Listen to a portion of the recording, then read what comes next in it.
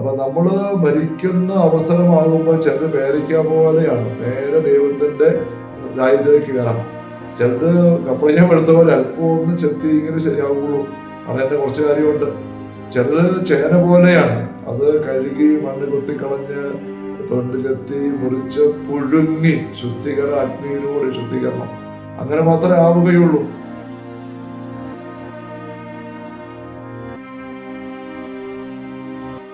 ഈശോ മിശിഹായ്ക്ക് സ്തുതിയായിരിക്കട്ടെ. ഈശോയുടെ പ്രിയപ്പെട്ട സഹോദരരെ, നിങ്ങൾ ഇപ്രകാരം പ്രാർത്ഥിക്കുന്നുള്ള ഈശോയുടെ അനുശാസനത്തെ ഒരു പൊതു ശീർഷകമായി എടുത്തുകൊണ്ട് കർത്തൃ പ്രാർത്ഥന നമ്മൾ എടുക്കുന്നതായ തിരുവചന വിചിന്തന പരമ്പരയുടെ 62ാമത്തെ സൃഷ്ടിക്ക് ഈശോയുടെ നാമത്തിൽ ഹൃദ്യമായ സ്വാഗതം. Hallelujah, hallelujah, hallelujah. പ്രിയപ്പെട്ട സഹോദരരെ, കർത്തൃ പ്രാർത്ഥനയിലെ 7 യാചനകളിൽ 3ാമത്തെ യാചനയെ നമ്മൾ ചിന്തിച്ച് വരികയായിരുന്നല്ലോ. ആ വിചിന്തനം നമുക്ക് ഈ സെഷൻ കൊണ്ട് പൂർത്തിയാവുകയാണ്. അങ്ങയുടെ തിരുമനസ് സ്വർഗത്തിലെ പോലെ ഭൂമിയിലും ആകണമേ. തിരുമനസ് എന്താണെന്ന് നമ്മൾ ചിന്തിച്ചു. സ്വർഗത്തിലെ പോലെ എന്ന് പറയുമ്പോൾ അതിൻ്റെ സാങ്കത്യങ്ങള്, സൂചനകൾ എന്തൊക്കെയാണ് നമ്മൾ ചിന്തിക്കുകയുണ്ടായി. ഭൂമിയിലും ആകണമേ. നമ്മൾ ആദ്യത്തെ 2 യാതനയെ കുറിച്ച് പറഞ്ഞപ്പോഴും നമ്മൾ കാണുകയുണ്ടായി. അങ്ങയുടെ നാമം പൂജിതമാകണം, അങ്ങയുടെ രാജ്യം വരണം, ഇവിടെ ഭൂമിയിലാകണം. ഇവിടെ ഇത് മുഴുവനും മനുഷ്യ ഹൃദയങ്ങളിൽ സംഭവിക്കേണ്ട കാര്യമാണ്. നമ്മൾ കണ്ടതാണ്. പൂജിതമാകേണ്ടത് എവിടെയാണ്? മനുഷ്യ ഹൃദയങ്ങളിലാണ്, എൻ്റെ ഹൃദയത്തിലാണ്. മറ്റു മനുഷ്യരുടെ പോലെ ഹൃദയങ്ങളിലല്ല. ഒന്നാമത്, ഞാനെന്ന വ്യക്തിക്ക് മാത്രമേ എൻ്റെ ഉള്ളം ദൈവത്തിന് കൊടുക്കാൻ പറ്റുള്ളൂ. പൂജിതമാകാനായിട്ട്, രാജ്യം വരാനായിട്ട്, തിരുമനസ് ഭൂമി നിറവേറാനായിട്ട്. മറ്റുള്ളവരുടെ ഉള്ളങ്ങളിൽ ദൈവത്തിന് തിരുമനസ് സ്വർഗത്തിലെ പോലെ ആകട്ടെ, ദൈവത്തിന്റെ രാജ്യം അവരുടെ ഉള്ളങ്ങളിൽ വരട്ടെ, അവരുടെ ഉള്ളങ്ങളിൽ അവിടുത്തെ നാമത്തിന് പൂജ്യത ഉണ്ടാവട്ടെ. നമുക്കിത് ആഗ്രഹിക്കാം, പ്രാർത്ഥിക്കാം, പരിശ്രമിക്കാം. പക്ഷെ തീരുമാനമെടുക്കാൻ നമുക്ക് പറ്റുകയല്ല, അത് അവർക്ക് മാത്രമേ പറ്റുള്ളൂ. അതുകൊണ്ടാണ് ഒരു വ്യക്തി മനസ്സാകാതെ ഈ ദൈവരാജ്യ അനുഭവം ഉണ്ടാവുകയല്ല. എൻ്റെ രാജ്യം ഐഹികമല്ല, ആന്തരികമാണ്. ഈശോ നമ്മൾ കണ്ടു കഴിഞ്ഞു, ആവർത്തിച്ച് കണ്ടു കഴിഞ്ഞു. അതുകൊണ്ട് ഈശോ ദൗത്യം ആരംഭിക്കും പറയുന്നത് അനുദപിക്കുവിൻ, വിശ്വസിക്കുവിൻ. നമ്മൾ ചെയ്യേണ്ട കാര്യങ്ങളാണ്. അവസാനം അംഗം വരുമ്പോൾ 3 ചോദ്യം ചോദിക്കുന്നതിന് 3ന്റെ ഉത്തരം വന്നിരിക്കുന്ന ആളാ പറയേണ്ടത്. കുഞ്ഞുങ്ങളാണെങ്കിൽ തലതോട്ടം പറയുന്നു, പിശാചിന്റെ അടിമത്തം വിട്ടു മാറാൻ ഞാൻ ആഗ്രഹിക്കുന്നു, പാപഭാവം ഞാൻ ഉപേക്ഷിക്കുന്നു, യേശുവിനെ രക്ഷകർത്താവ് ഞാൻ സ്വീകരിക്കുന്നു. ഇതെല്ലാം ഞാൻ ഒരു വ്യക്തിക്ക് ദൈവം നൽകി. അതാണല്ലോ ദൈവത്തിന്റെ സാദൃശ്യ ഛായ. അതെല്ലാം കണ്ട കാര്യങ്ങളൊന്നും ചേർത്ത് പറയുകയാണ്. അപ്പൊ അതുകൊണ്ട് അങ്ങയുടെ തിരുമനസ് സ്വർഗത്തിലെ പോലെ ഭൂമിയിലും ആകണമേ എന്ന് പ്രാർത്ഥിക്കുമ്പം ആദ്യം ചിന്തിക്കേണ്ടത് എൻ്റെ ഉള്ളം, ഭൂമിയിലെ എൻ്റെ ഉള്ളത്തെക്കുറിച്ചാണ്. എനിക്ക് ദൈവം നൽകിയ എൻ്റെ ഉള്ളത്തെക്കുറിച്ചാണ്. ദൈവരാജ്യത്തെക്കുറിച്ച് ചോദിക്കുമ്പോൾ എപ്പോഴാണ് ദൈവരാജ്യം വരിക? ലൂക്ക 17:21 ഭാഗത്ത് വായിക്കുന്നുണ്ട്. ഈശോ പറയുകയാണ്, ദൈവരാജ്യം നിങ്ങളുടെ ഇടയിൽ തന്നെയുണ്ട്. അവിടെ വിവർത്തകർ അടുക്കുമ്പോൾ കൊടുക്കുന്ന വിവർത്തി ബൈബിളില് നിങ്ങളിൽ തന്നെ ഉണ്ട് എന്നും വിവർത്തനം ചെയ്യാം. നിങ്ങളിൽ തന്നെയാണ്, നിങ്ങളുടെ ഇടയിൽ തന്നെയാണ്. ദൈവരാജ്യം വേറെ എങ്ങുമല്ല. നമ്മളതേപ്പറ്റി സൂചിപ്പിച്ചു പറഞ്ഞതാണ്, ഓൾറെഡി നോട്ടഡ്, ഇപ്പൊ തന്നെ ആയി കഴിഞ്ഞിരിക്കുന്ന ഒരു യാഥാർത്ഥ്യമാണ് ദൈവരാജ്യം, സ്വർഗരാജ്യം. അതേസമയം അത് നിത്യതയിലേക്ക് കടക്കുമ്പോൾ മാത്രം പൂർത്തിയാകാൻ പോകുന്നതുമാണ് ആ ഒരു വ്യക്തി സംബന്ധിച്ചിടത്തോളം. ഓൾറെഡി നോട്ടഡ് എക്സ്പീരിയൻസ് ആണ്. അപ്പൊ ആമസം മുങ്ങുമ്പോൾ ഈശോയെ സ്വീകരിക്കുന്ന വ്യക്തി, വചനം സ്വീകരിക്കുന്ന വ്യക്തി, അത് അനുദപിച്ചുകൊണ്ട് വരുന്ന വ്യക്തിയില് സ്നാനം വഴിയായിട്ട് ദൈവരാജ്യത്തിന്റെ അനുഭവം ആരംഭിക്കുന്നു. ഒരു ഭാര്യ ഗർഭം ധരിക്കുന്ന പോലെയാണ് നമ്മൾ ഉദാഹരണം പറഞ്ഞ് ആരംഭിക്കുന്നുണ്ടല്ലോ. ഗർഭം ധരിക്കുമ്പോൾ കുഞ്ഞ് ആയി, പ്രഗ്നന്റ്, ക്യാരിങ് ആയി. പക്ഷെ കയ്യിലിപ്പോൾ കിട്ടുകയല്ല. എത്ര കുഞ്ഞിനെ കാണാൻ കൊതിയെന്ന് പറഞ്ഞ് വർഷങ്ങൾ കാത്തിരിക്കുന്ന കുഞ്ഞായി വന്നു എന്ന് പറയുമ്പോൾ പോലും കുഞ്ഞിനെ കയ്യിലെടുക്കാൻ കിട്ടത്തില്ല. ഉദരത്തിലുണ്ട്, അത് വെയിറ്റ് ചെയ്യണം. 9 മാസം 10 മാസം വളരണം, എങ്ങനെ കൈ കിട്ടുള്ളൂ എന്ന് പറഞ്ഞാലാണ് ഓൾറെഡി നോട്ടഡ്. ഇപ്പോഴുണ്ട് ദൈവരാജ്യം. അവസരം മുമ്പ് നമ്മൾ വന്നു കഴിഞ്ഞു. അതായത് നിങ്ങളിൽ തന്നെ ഉണ്ട്. പക്ഷെ അത് പൂർണ്ണമാകുന്നത് നമ്മൾ മരിക്കുന്ന സമയത്താണ്. അപ്പൊ മരണസമയം ആകുമ്പോഴേക്കും അത് പൂർണ്ണമാകണം. ദൈവരാജ്യ അനുഭവത്തിൽ നമ്മൾ തെളിഞ്ഞ് നിറഞ്ഞ്, നമ്മളിപ്പോൾ കഴിഞ്ഞ സെഷനെല്ലാം കണ്ടതുപോലെ ദൈവത്തിന്റെ നാമം പൂജിതമായി അവിടുത്തെ രാജ്യം നമ്മിലേക്ക് വന്ന് അങ്ങനെ സ്വർഗത്തിലെ പോലെ തിരുമനസ് നമ്മുടെ ഉള്ളിൽ നിറവേറുന്ന അവസ്ഥ, അത് നമ്മൾ ദൈവം ഉദ്ദേശിക്കുന്ന പോലെ തെളിഞ്ഞു വന്നാൽ ഭരിക്കുന്ന അവസരം നമുക്ക് നേരെ സ്വർഗത്തിലേക്ക് പ്രവേശിക്കുന്ന അവസരമാണ്. ഞാൻ ഉദാഹരണം ഇങ്ങനെ പറയാറുണ്ട്. ശുദ്ധീകരണ സ്ഥലത്തെക്കുറിച്ചൊക്കെ പറയുമ്പോൾ ഞാൻ ഇതിവിടെ പറഞ്ഞു നിൽക്കാൻ അറിഞ്ഞുകൂടാ. ഈ ഒരു പരമ്പരയിൽ പറമ്പിക്കൂടെ നമ്മൾ നടക്കുമ്പോൾ പേരയ്ക്ക പഴുത്ത് നിൽക്കുന്നു, കൈ നീട്ടി പറിച്ചാൽ നേരെ വായിലേക്ക് വെക്കാം.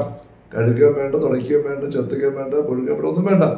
എന്നാൽ കപ്പളങ്ങ പപ്പായ പഴുത്ത് നിൽക്കുന്നു, പറിച്ചാൽ നേരെ വായി വെക്കത്തില്ല, അതിൻ്റെ തൊണ്ട് ചെത്തി കളഞ്ഞിട്ടേ അത് വെക്കാൻ പറ്റുള്ളൂ. ചേന മൂത്ത് തണ്ട് വീണ് കിടക്കുന്നു, അത് തിന്നാനുള്ളതാണ്, പക്ഷേ അത് വായി വെക്കണമെങ്കിൽ കുറെ അധികം പണിയുണ്ട്. അത് പറിച്ചെടുത്തിട്ട് മണ്ണെല്ലാം കൊത്തിക്കളഞ്ഞ് മുറ്റത്ത് കൊണ്ടുവന്നിട്ട് വെള്ളത്തിൽ കഴുകി, വെള്ളമൊഴിച്ച് കഴുകി മണ്ണ് ചെടിയെല്ലാം കളഞ്ഞ് പിന്നെ തൊലി ചെത്തി മുറിച്ച് പുഴുങ്ങി, കേട്ടോ എത്ര പ്രക്രിയ ചെയ്ത് കഴിഞ്ഞാലാണ്. അപ്പൊ നമ്മൾ മരിക്കുന്ന അവസരമാകുമ്പോൾ ചിലർ പേരയ്ക്ക പോലെയാണ്, നേരെ ദൈവത്തിന്റെ രാജ്യത്തിലേക്ക് കയറാം. ചിലര് കപ്പളങ്ങ എടുത്ത പോലെ അല്പം ഒന്ന് ചെത്തി ഇങ്ങനെ ശരിയാവുള്ളൂ, കളയേണ്ട കുറച്ച് കാര്യമുണ്ട്. ചിലര് ചേന പോലെയാണ്, അത് കഴുകി മണ്ണ് കൊത്തിക്കളഞ്ഞ് തൊണ്ട് ചെത്തി മുറിച്ച് പുഴുങ്ങി അഗ്നിയിലൂടെ ശുദ്ധീകരണം, അങ്ങനെ മാത്രമേ ആവുകയുള്ളൂ. അപ്പൊ യഥാർത്ഥത്തിൽ നമ്മൾ മരിക്കുമ്പോൾ ദൈവം നമ്മളെ ഇങ്ങനെ പുഴുങ്ങി എടുത്തിട്ട് സ്വർഗത്തിൽ കയറ്റാൻ വേണ്ടി അല്ല ഉദ്ദേശിക്കുന്നത്. യോഹന്നാൻ 14 ആദ്യ വാക്യങ്ങളിൽ വായിക്കുന്നുണ്ടല്ലോ, പിതാവിന്റെ ഭവനത്തിൽ വാസസ്ഥലങ്ങളുണ്ട്, സ്ഥലമൊരുക്കിട്ട് ഞാൻ വീണ്ടും അതിനെ കൂട്ടിക്കൊണ്ടു പോകും. അങ്ങനെ ഈശോ നമ്മൾ കൂട്ടിക്കൊണ്ടു പോകുന്ന അനുഭവമാണ് നമുക്ക് മരണ അനുഭവം. കൂട്ടിക്കൊണ്ടു പോകുന്ന എങ്ങോട്ടാ? പിതാവിന്റെ ഭവനത്തിൽ നമുക്കിവിടെ ഒരുക്കിയിരിക്കുന്ന മുറികളിലേക്കാണ്, അല്ലാതെ ശുദ്ധീകരണാഗ്നിയിലേക്കല്ല. ചേന എത്തിക്കൊണ്ട് വന്നിട്ട് പുഴുങ്ങാൻ വെച്ചിരിക്കുന്ന പോലെ നമ്മൾ ഭൂമിയിൽ നിന്ന് കൂട്ടിക്കൊണ്ടു പോയിട്ട് ശുദ്ധീകരണാഗ്നിയിൽ പുഴുങ്ങാൻ വെച്ചിട്ട് ഈശോ തനിച്ച് പിതാവിന്റെ പക്കം തിരിച്ചു കയറി ചെല്ലുകയും അവരെ കൂട്ടിക്കൊണ്ടു വന്നു. പക്ഷേ പുഴുങ്ങിയിട്ട് ഇനി കൊണ്ടുവരാൻ പറ്റുള്ളൂ, അവിടെ കാത്തു നിൽക്കണം. അങ്ങനെയുള്ളതല്ല ഒറിജിനൽ ദൈവത്തിൻ്റെത്. ഞാൻ വന്ന് കൂട്ടിക്കൊണ്ട് പോകും പിതാവിന്റെ ഭവനത്തിലേക്ക്. അപ്പൊ ദൈവരാജ്യം സമീപിച്ചിരിക്കുന്നു, സ്വീകരിക്കാൻ പറയുമ്പോൾ ഈശോ നിങ്ങൾ തന്നെ ഉണ്ട്, നിങ്ങൾ തന്നെ അതിലേക്ക് നമ്മൾ വന്നിരിക്കുന്നു, അതിൽ വളർന്നു കയറി വരണം. ആ പ്രക്രിയയിൽ നമ്മൾ നിരന്തരം ശ്രദ്ധിക്കേണ്ട, സ്വന്തമാക്കേണ്ട കാര്യങ്ങളാണ് ഈ ദൈവരാജ്യത്തിന്റെ സ്വർഗരാജ്യത്തിന്റെ ആ വഴിയിൽ ചലിക്കുന്നവർ എങ്ങനെ പ്രാർത്ഥിക്കേണ്ടതെന്ന് ഈശോ പഠിപ്പിക്കുന്ന ഇപ്രകാരം പ്രാർത്ഥിക്കുവിൻ. നമ്മൾ പറയുണ്ടായി, കർത്തൃ പ്രാർത്ഥന ഒരു ചൊല്ലിത്തീർത്ത് വിടേണ്ട ഒരു പ്രാർത്ഥനയല്ല, ജീവിതത്തില് അനുവർത്തിച്ച് അനുദിനം അനുനിമിഷം എന്ന പോലെ രൂപാന്തരപ്പെട്ട് കയറി വരേണ്ട ദൈവരാജ്യത്തിന്റെ വഴിയാണ്. ദൈവത്തിന്റെ മക്കളായിട്ട് രൂപാന്തരപ്പെട്ടു വരുന്ന പ്രക്രിയയെ കാണിക്കുന്ന പ്രാർത്ഥനയാണ്. അത് ഇപ്രകാരം പ്രാർത്ഥിക്കുകയും നമ്മുടെ സകല പ്രാർത്ഥനയും സകല ആത്മീയ പരിശ്രമങ്ങളും ഈ ശൈലിയിലായിരിക്കണം. ഏത് ശൈലിയില്? ദൈവത്തിന്റെ നാമം ഏറ്റവും പൂജിതമായിട്ട് മാറി മാറി വരണം, അവിടുത്തെ ഹിതം അനുസരിച്ചുകൊണ്ട് ദൈവരാജ്യത്തിലേക്ക് കയറണം, അവിടുത്തെ തിരുമനസ് ഭൂമിയിൽ നമ്മുടെ ജീവിതത്തില് നിറവേറുന്നത്, ഫലമണിയുന്നത്, മകുടമണിയുന്നത് നമുക്ക് അനുഭവിക്കാൻ സാധിക്കണം. അതിന്റെ വിശദാംശങ്ങൾ നമ്മൾ കണ്ടുവന്നത് മുഴുവനും സഭയുടെ മതബോധ ഗ്രന്ഥം 2855 ആരംഭത്തിൽ സൂചിപ്പിച്ചതാണ്. സ്വർഗസ്ഥനായ പിതാവേ എന്ന പ്രാർത്ഥന ആദ്യ നാളുകൾ മുതൽ പിതാക്കന്മാർ ചൊല്ലുമ്പോൾ എന്തുകൊണ്ടെന്നാൽ രാജ്യവും ശക്തിയും മഹത്വം എന്നേക്കും അങ്ങയുടേതാകുന്നുവെന്ന് ചേർത്ത് ചൊല്ലുന്ന ഒരു പാരമ്പര്യമുണ്ടായിരുന്നു. മത്തായി സുവിശേഷത്തില് 6-ാമത്തെ അധ്യായത്തില് നമ്മൾ ഈ പ്രാർത്ഥന വായിക്കുമ്പോൾ POC ബൈബിളില് അടിക്കുറിപ്പായിട്ട് കൊടുത്തിട്ടുണ്ട്. 13-ാം വാക്യത്തിന്റെ അടിക്കുറിപ്പായിട്ട്, എന്തുകൊണ്ടെന്നാൽ രാജ്യവും ശക്തിയും മഹത്വം എന്നേക്കും അങ്ങയുടേതാകുന്നു എന്ന് ചില പ്രാചീന കയ്യെഴുത്ത് പ്രതികളിൽ കാണുന്നു. നമ്മുടെ മലയാളത്തിലുള്ള സീത ബൈബിളില് അത് ആ ഒരു വിവർത്തനമാണ് ഉപയോഗിച്ചിരിക്കുന്നത്. അപ്പൊ എന്തുകൊണ്ടെന്നാൽ രാജ്യവും ശക്തിയും മഹത്വം എന്നേക്കും അങ്ങയുടേതാകുന്നു. അപ്പം മതബോധന ഗ്രന്ഥത്തിന്റെ 2855-ാമത്തെ ഖണ്ഡികയില് ഇതിനെ അന്തിമ സ്തുതി, ഫൈനൽ ഡോക്സോളജി എന്ന് പറഞ്ഞുകൊണ്ട് വിവരിക്കുന്നിടത്ത് സൂചിപ്പിച്ചതാണ്. പറയുന്നത് എന്തുകൊണ്ടാണ് ഈ 3 കാര്യം രാജ്യവും ശക്തിയും മഹത്വവും അങ്ങയുടേതാണെന്ന് എടുത്തു പറയുന്നത്. അത് ഈ 3 കാര്യങ്ങളാണ് സ്വർഗസ്ഥനായ പിതാവിന്റെ പ്രാർത്ഥനയുടെ ആദ്യ ഭാഗത്തെ 3 യാചനകള്. അങ്ങയുടെ നാം പൂജിതമാകണമേ, മഹത്വം അങ്ങേക്ക്, അങ്ങയുടെ രാജ്യം വരണേ, രാജ്യം ശക്തി തിരുമനസ് ഭൂമി നിറവേറണം. ക്രമം മാറ്റിയാൽ പറയുന്നത് എന്നാൽ മഹത്വവും രാജ്യവും ശക്തിയും അങ്ങയുടേതാണ്. കൃത്യക്രമത്തിൽ പറഞ്ഞ അങ്ങനെ വരുന്നത്. അങ്ങയുടേതാണെന്ന് പറയാൻ കാരണം എന്താണ്? അവിടെ CCC 2855 കൃത്യം പറയുകയാണ്, ദൈവത്തിന് മാത്രം അവകാശപ്പെട്ടതാണ് ഓരോ ഉള്ളത്തിലും ഈ 3 കാര്യങ്ങൾ. അത് ദൈവത്തിന്റെ പദ്ധതി, ദൈവത്തിന്റെ തിരുമനസ്, അതാ നമ്മൾ കണ്ടു കഴിഞ്ഞു. എന്നാൽ സാത്താൻ അത് തെറ്റിച്ചിട്ട് അവനത് വ്യാജമായ രീതിയിൽ സ്വന്തമാക്കി എടുത്തു. ദൈവത്തിന് ലഭിക്കേണ്ട മഹത്വം നമ്മുടെ ഹൃദയങ്ങളിൽ സാത്താൻ നശിപ്പിച്ച് കളഞ്ഞിട്ട് അവൻ അവിടെ കയറി അവൻ മഹത്വം എടുത്തു. എന്നെ ആരാധിക്കണം, എന്നെ അനുസരിക്കണം. രണ്ടാമത്തെ, ദൈവത്തിന്റെ രാജ്യം വരേണ്ടതിന് പകരം മനുഷ്യ ഹൃദയങ്ങളിൽ സാത്താന്റെ രാജ്യം അവന് കുത്തിക്കയറ്റി വെച്ചു, ചെലുത്തി. ഹവ്വ വഞ്ചിക്കപ്പെട്ട് അവർക്ക് ദൈവത്തോടും സാത്താനോട് നോ പറയാനുള്ള ശേഷി സ്വതന്ത്ര മനസ്സിൽ ഉള്ളതാണെങ്കിലും ആ ശേഷി അവർ വഞ്ചിക്കപ്പെട്ട അവസ്ഥയിൽ സാത്താൻ നോ പറയാൻ ഉപയോഗിക്കുന്നതിന് പകരം സാത്താനോട് യേശു പറഞ്ഞു. അങ്ങനെ രാജ്യം സാത്താൻ്റെതായി മാറി. അവിടെ എന്ത് സംഭവിച്ചു? ദൈവത്തിന്റെ തിരുമനസ് നിറവേറുന്നതിന് പകരം സാത്താന്റെ കെട്ട മനസ്സ് പൂർത്തീകരിക്കപ്പെടുന്ന അവസ്ഥ വരികയാണ്. അതിന്റെ ഭാഗമായിട്ട് സകല ദുരന്തങ്ങൾ കയറി വരികയാണ്. പരിശുദ്ധാത്മാവിന്റെ ഫലങ്ങൾ എന്ന് പറയുന്നതായ ആ 9 കാര്യങ്ങളില്ലാത്ത അവസ്ഥയിലേക്ക് നമ്മുടെ ജീവിതങ്ങൾ, ഹൃദയങ്ങൾ മാറിയിരിക്കുന്നു. സാത്താനിന്ന് കപടമായിട്ട് ചെയ്തതാണ്. അതുകൊണ്ടാണ് കർത്തൃപദ അവസാനത്തിൽ ആദ്യ നാളുകളിൽ പിതാക്കന്മാര് പറഞ്ഞു, ഈ 3 കാര്യങ്ങൾ അങ്ങയുടേതാണ്, അങ്ങയുടേതാണ്. രാജ്യവും ശക്തിയും മഹത്വം എന്നേക്കും അങ്ങയുടേതായിരിക്കട്ടെ. എവിടെ? എന്റെ ഹൃദയത്തിൽ പ്രഥമത എന്റെ കൂടെയുള്ള എല്ലാവരുടെയും ഹൃദയങ്ങൾ ജീവിതങ്ങളിൽ ഒപ്പം വരട്ടെ എന്ന് ചേർത്ത് പറഞ്ഞ് പ്രാർത്ഥിക്കുന്ന രീതി വന്നിരിക്കുന്നത് അങ്ങനെയാണ്. അപ്പം ഭൂമിയിലുമാകണമേ എന്ന് പറയുന്നത് ഒന്നാമത് നമ്മുടെ ജീവിതങ്ങളുടെ ഹൃദയങ്ങളിലാണ്, നമ്മുടെ ആയിരിക്കുന്ന സമൂഹത്തിലാണ്. അപ്പൊ നമ്മുടെ കൂടെയുള്ളവരിൽ അതില്ലെങ്കിൽ പോലും നമ്മുടെ ഹൃദയത്തിൽ ഉണ്ടാകാൻ പറ്റും. അതാണ് ദൈവരാജ്യം ഇതാ ഇവിടെ വന്നു കഴിഞ്ഞിരിക്കുന്ന ഈശോ പറഞ്ഞപ്പോൾ എവിടെയാ വന്നത്? അന്ന് ആരും ദൈവരാജ്യം സ്വീകരിച്ചിട്ടില്ല. ആരും ആദ്യത്തെ ആള് പോലും അനുദപിച്ച് വരുന്നതിന് മുമ്പ് തന്നെ ഈശോ ദൈവരാജ്യം സമീപിച്ചിരിക്കുക. അവിടെ ഈശോയുടെ ഉള്ളിലാണ്. ഈശോയുടെ ഉള്ളിൽ ദൈവരാജ്യമുണ്ട്. ഈശോ പറയുന്നത് ദൈവരാജ്യം സമീപിച്ചിരിക്കുന്നു. പിന്നെ ഓരോരുത്തരും അനുദപിച്ച് വിശ്വസിച്ച് വന്നപ്പോൾ അവരുടെ ഹൃദയങ്ങളിലും ഉള്ളങ്ങളിലും ജീവിതങ്ങളിലും ദൈവരാജ്യം കടന്നു വന്നു. അപ്പൊ മറ്റുള്ളവർ ആരും സ്വീകരിക്കുന്നില്ലെങ്കിലും ഈശോയുടെ ഉള്ളതിൽ ഉണ്ടായിരുന്നു. ഇതുപോലെ തന്നെ എൻ്റെ വീട്ടിലും കുടുംബത്തിലും നാട്ടിലുമുള്ള ആരും ഈ പറഞ്ഞ ദൈവരാജ്യ അനുഭവം, ഈ 3 കാര്യങ്ങൾ നാം പൂജിതമാകണം, രാജ്യം ഭരണം, തിരുമനസ് നിറവേറണം. ഈ അവസ്ഥയിലേക്ക് എൻ്റെ കൂടെയുള്ള ജീവിത പങ്കാളിയോ മക്കളോ മാതാപിതാക്കളോ അയൽക്കാരോ ആരും വന്നില്ലെങ്കിലും എനിക്ക് ദൈവരാജ്യം ഭൂമിയിൽ വന്നിരിക്കുന്ന അവസ്ഥയിൽ ജീവിക്കാനായിട്ട് പറ്റും. അത് ഉറപ്പാകുന്ന എങ്ങനെയാണ്? പരിശുദ്ധാത്മാവിന്റെ ഫലങ്ങളാണ്. സ്നേഹം, നമ്മുടെ സ്നേഹം കെട്ടുപോകരുത്. നമ്മൾ പറഞ്ഞ ദൈവത്തെക്കുറിച്ച്, ദൈവം സ്നേഹിക്കുന്ന മറ്റേ ആളിന്റെ യോഗ്യതയോ പുണ്യമോ സഹകരണം നോക്കിയിട്ടല്ല, ദൈവം സ്നേഹിച്ചുകൊണ്ടേയിരിക്കും.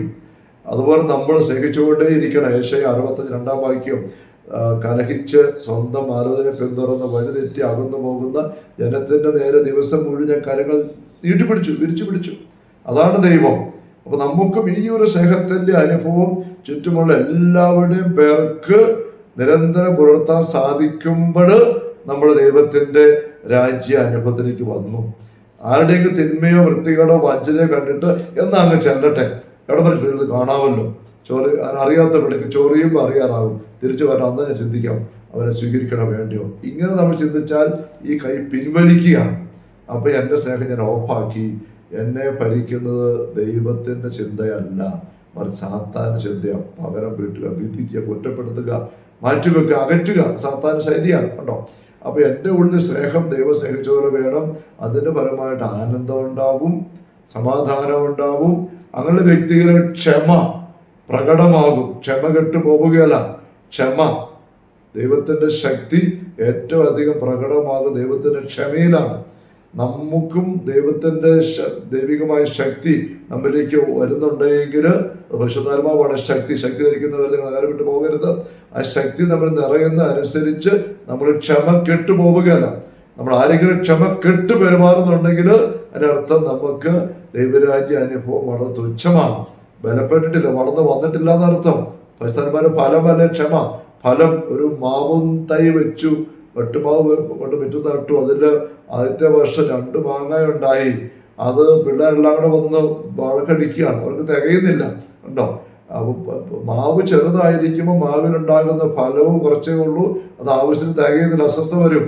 പരിശുദ്ധാത്മാവ്, മാവല്ല എങ്കിലും പരിശുദ്ധാത്മാവിന്റെ ഫലത്തെ പറ്റി പറയുന്നില്ല. പരിശുദ്ധാത്മാവ് നമ്മുടെ ഉള്ളില് കുറച്ചേ ഉള്ളുവെങ്കിൽ പരിശുദ്ധാത്മാവിന്റെ ഫലങ്ങൾ കുറച്ചേ ഉള്ളൂ, ക്ഷമ കുറച്ചേ ഉള്ളൂ.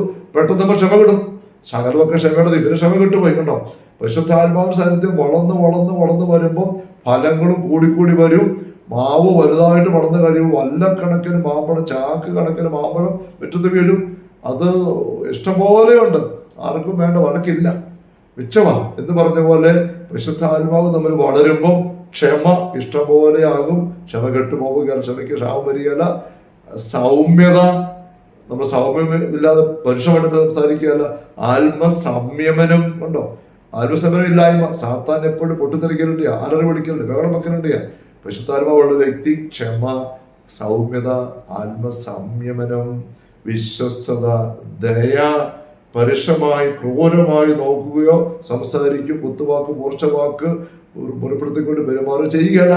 അങ്ങനെയുള്ള പരിശുദ്ധാത്മാവിന്റെ ഫലങ്ങള് ഒരു വ്യക്തിയിൽ നിറഞ്ഞ് കവിഞ്ഞ് ആ വ്യക്തിക്ക് നിരന്തരം അനുഭവിക്കാൻ, കൂടെ ഉള്ളവർക്ക് അനുഭവിക്കാൻ, ഇടപെടുന്ന എല്ലാവർക്കും അനുഭവിക്കാൻ സമൃദ്ധമായിട്ട് മാവ് വളർന്നു നിൽക്കുമ്പോൾ വീട്ടുകാർക്ക് മാത്രമല്ല അയൽക്കാർക്കും വീട്ടിൽ വന്നു പോകുന്ന ആർക്കും വണ്ടിയിൽ ചാക്കിക്കൊണ്ടാവും മാത്രം അവിടെ ഉണ്ടാവും എന്ന് പറഞ്ഞ പോലെ സമൃദ്ധി. അങ്ങനെയുള്ള അവസ്ഥയിലേക്ക് നമ്മൾ വരണം. ഇതാണ് സ്വർഗസ്ഥനായ ഞങ്ങളുടെ പിതാവ് എന്ന പ്രാർത്ഥനയുടെ ആദ്യ ഭാഗത്തെ 3 യാചനകൾ വഴി ഈശോ നമ്മളെ കൊണ്ട് നിരന്തരം ചൊല്ലിപ്പിക്കുന്നത്, ചെയ്യിപ്പിക്കുന്നത്, വളർന്ന് കയറി വരാനായിട്ട് കാത്തു നിൽക്കുന്നത്. ഓരോ പ്രാവശ്യവും ഈ യാചനകൾ ഒരുവിടുമ്പോൾ സ്നേഹമുള്ളവരെ ഈ അനുഭവത്തിൽ പടിപടിയായിട്ട് കയറി വരണം. ആ ബോധ്യമെടുക്കണം, വരുന്നുണ്ടെന്ന് ആത്മശോധന എടുക്കണം. എവിടെയെങ്കിലും പോരായ്മ ഇന്ന ദിവസം വന്നു പോയോ എന്നുള്ളത് തിരുത്തിക്കൊണ്ട് കയറി വരണം. അങ്ങനെ നമ്മിൽ തന്നെ ദൈവരാജ്യം വളർത്താനുള്ള പരിശ്രമമാണ് ഈ പ്രാർത്ഥന. ഇനിയും അടുത്ത 2ാം ഭാഗത്തേക്ക് നമുക്ക് കടക്കാം. സ്വർഗസ്വനായ പിതാവയുടെ 4 യാചനകൾ, അത് കുറച്ചുകൂടെ പ്രായോഗികമായി ചെയ്യേണ്ട കുറച്ച് കാര്യങ്ങൾ അവിടെ ശ്രദ്ധിച്ച് നമ്മൾ തമ്മിൽ കൊണ്ടുപോവുകയാണ്. Hallelujah, hallelujah. കർത്താവേ ഈശോമിശിഹായുടെ സമൃദ്ധമായ കൃപയും അനുഗ്രഹങ്ങളും പിതാവായ ദൈവത്തിന്റെ അവർണ്ണനീയമായ സ്നേഹവും പരിശുദ്ധാത്മാവായ ദൈവത്തിന്റെ നിരന്തരമായ സഹവാസം എല്ലാവരും കൂടെ ഉണ്ടായിരിക്കട്ടെ, ഇപ്പോഴും എപ്പോഴും എന്നേക്കും. ആമേൻ. ഈശോമിശിഹായ്ക്ക് സ്തുതിയായിരിക്കട്ടെ.